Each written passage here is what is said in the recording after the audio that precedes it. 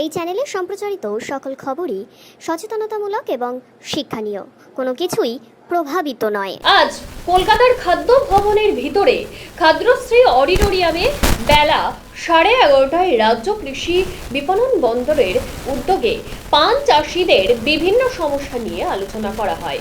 উক্ত সভায় উপস্থিত ছিলেন রাজ্যের মাননীয় কৃষিজ বিপণন শ্রী বেচারাম মান্না সহ সকল সরকারি আধিকারিকবৃন্দ। দেখুন সেই ছবি।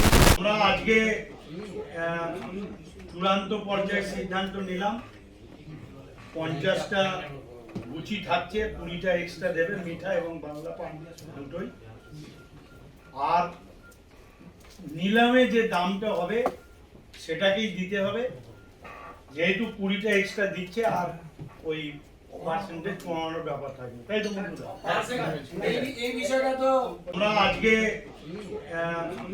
চূড়ান্ত পর্যায়ে সিদ্ধান্ত নিলাম 50টা গুচি থাকছে, 20টা এক্সট্রা দেবে, মিঠা এবং বাংলা পান দুটোই।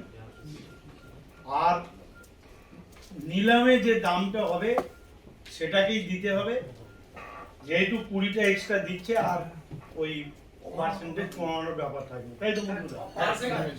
এই বিষয়টা তো